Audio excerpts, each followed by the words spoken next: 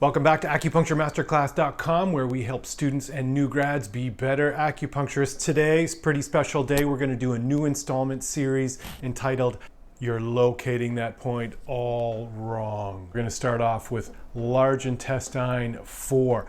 Hugu, very popular point, a point that everybody seems to know about, but a lot of mistakes get made when it comes to locating this particular point. So we're going to take a close-up look on my hand and see if we can get down to how we locate this point properly, so you're going to be more effective clinically. Let's take a look.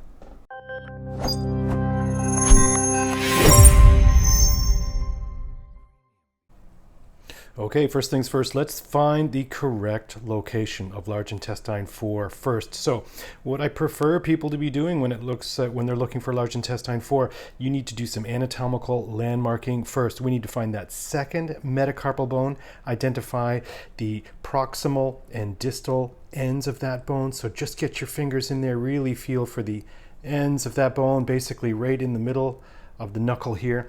You need to take that distance from the distal and proximal ends of that second metacarpal bone, split that in half. So find your halfway mark.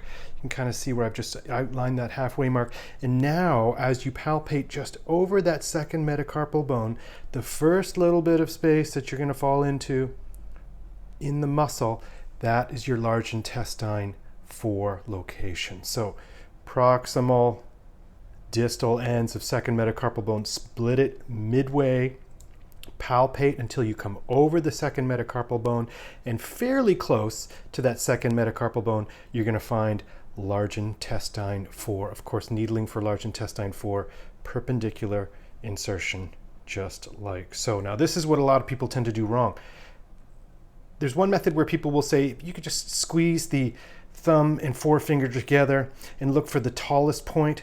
You may get that right. It may work out for you every once in a while. But generally speaking, I find there's a lot of error with this. People just don't squeeze the hand correctly, and they end up being too close to the first metacarpal bone. Second thing that people do, they'll sometimes use this crease between the second and first metacarpal bone, this crease right here, and they'll just kind of go a little bit more proximal than that crease. Now that is a point already known as the Bashie point. That's an extra point that's in there, located directly at the crease between thumb and forefinger. So that definitely not the correct method for looking for large intestine 4. So make sure you're not doing the squeeze method. Make sure you're not using the crease to find large intestine 4. Very picky about this one simply because of its tremendous use, and it is researched a lot, something that everybody should be very confident in finding correctly. So use that second metacarpal bone. You're going to get it every time. Thanks again for joining. We look forward to doing more of this particular series, so please send in your requests below. Send it in the comment section. I'll be happy to do reviews and videos of points that are difficult to locate. And of course, subscribe so you can stay in tune for the next one. All right, have a great day. Bye now.